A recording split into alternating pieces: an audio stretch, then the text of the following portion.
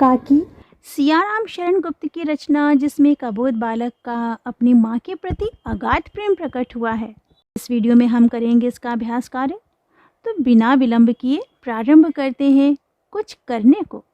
मैं और मेरी माँ, इस विषय पर संक्षेप में अपने अनुभव विचार सुनाइए। प्यारे बच्चों, ये जो विचार हैं ये मेरे अपने हैं। मैंने इसको कहीं से भी कॉपी नहीं किया है।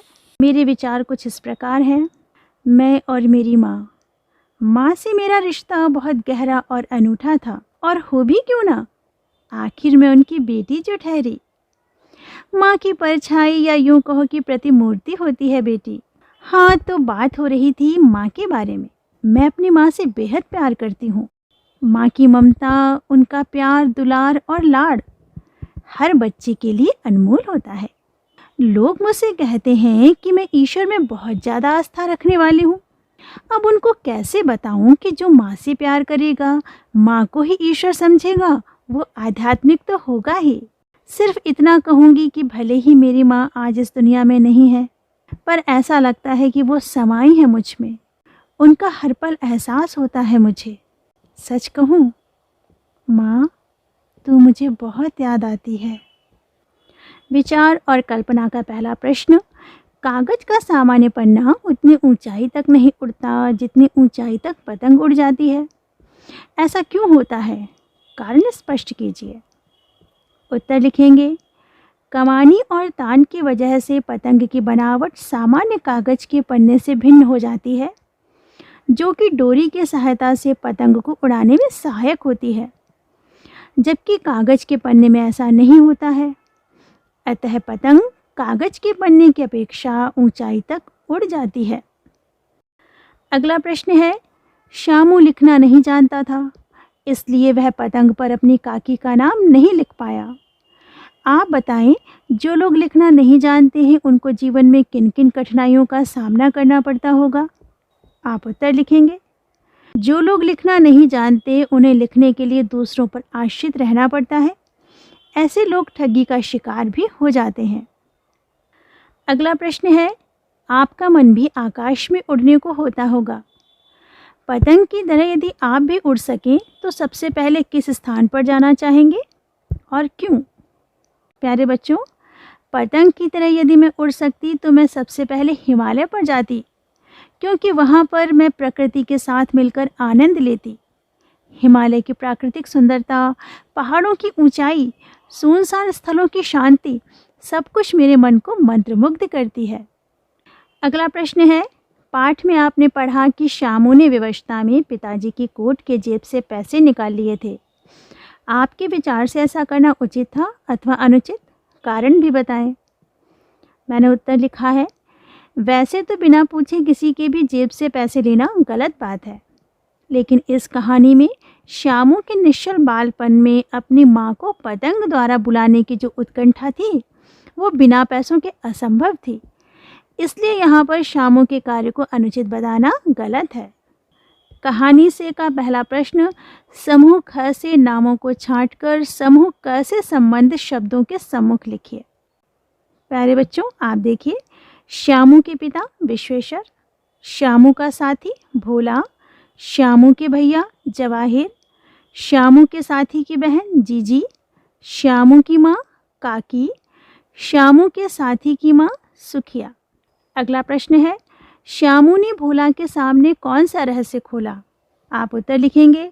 श्यामू ने भोला के सामने रहस्य खोला कि वह पतंग को ऊपर राम जी के यहाँ भेजेगा और उसको पकड़कर काकी नीचे आ जाएगी। प्रश्न 3। श्यामू ने जवाहिर भैया से कागज पर काकी क्यों लिखवाया? उत्तर है। श्यामू ने जवाहिर भैया से कागज पर काकी इसलिए लिखवाया क्योंकि नाम लिखा होने से पतंग ठीक काकी के पास ही पहुंच जाएगी। अगला प्रश्न। उड़ती हुई पतंग को देखकर क्या सोचकर श्यामू का हृदय एकदम खिल उठा? उत्तर लिखेंगे। उड़ती हुई पतंग को देखकर श्यामू का हृदय एकदम खिल उठा क्योंकि उसके बाल सुलभ निश्चल मन में अपनी माँ को पतंग की सहायता से वापस नीचे लाने का विचार आया। और प्रश्न 5 है। भोला एक ही डांट में मुखबिर हो गया। इस वाक्य का क्या तात्पर्य है? उत्तर है। भोला एक ही डांट में मुखबिर हो गया इस बात से तात्पर्य है कि भोला ने डर से सब कुछ सच सच बता दिया। और प्रश्न 6 है, रस्सी से पतंग तानकर काकी को राम के यहाँ से नीचे उतारेंगे। भोला से यह बात सुनकर विश्वेश्वर हतबुद्धि क्यों हो गए? रस्सी से पतंग तानकर काकी को राम के यहाँ से नीचे उतारेंगे। भोला से यह बात सुनकर श्यामू का अपनी माँ के प्रति प्रेम और अबोध मन की निश्चलता देखकर विश्वेश्वर हतबुद्धि हो गए। और अगला प्रश्न, कहानी के आधार पर 2 सवाल बनाइए। उत्तर है, कहानी के आधार पर 2 प्रश्न निम्न हैं। पतंग मंगाने के लिए श्यामू ने किससे प्रार्थना की और श्यामू ने पतंग प्राप्त करने में किस उपाय का सहारा लिया और किसकी सहायता ली? भाषा के बाद का प्रश्न है, श्यामू पतंग के लिए बहुत उत्कंठित था। वाक्य में श्यामू और पतंग संज्ञा शब्द हैं। अब श्यामू व्यक्तिवाचक है और पतंग जातिवाचक संज्ञा है। अब जो नीचे लिखा हुआ वाक्य है, इसमें आए संज्ञा पदों को पहचान कर लिखिए तथा उनके भेद बताइए। एक जगह पर खूंटी पर विश्वेश्वर का कोट टंगा था। प्यारे बच्चों, मैंने छांट कर रखा हुआ है। जगह जातिवाचक संज्ञा है, खूंटी जातिवाचक संज्ञा है, विश्वेश्वर व्यक्तिवाचक संज्ञा है और कोट भी व्यक्तिवाचक संज्ञा है। अगला प्रश्न है, निम्नलिखित मुहावरों के अर्थ बताइए और अपने वाक्यों में प्रयोग कीजिए। मुहावरा कोहराम मचना, इसका अर्थ है दुखपूर्ण चीख पुकार करना। वाक्य में प्रयोग लिखिए। श्यामू ने अपनी माँ के मरने पर कोहराम मचा दिया। हृदय का खिलना, बहुत प्रसन्न होना। वाक्य में प्रयोग हमने किया है, वृंदावन जाकर बांके बिहारी जी के दर्शन कर मेरा हृदय खिल उठा। चिंता का मारा होना, अर्थ है परेशानी में होना। वाक्य में प्रयोग किया है, नौकरी की तलाश में अनुराग चिंता का मारा इधर उधर फिर रहा था। रहस्य खोलना, अर्थ है भेद खोलना या छुपी बात बताना।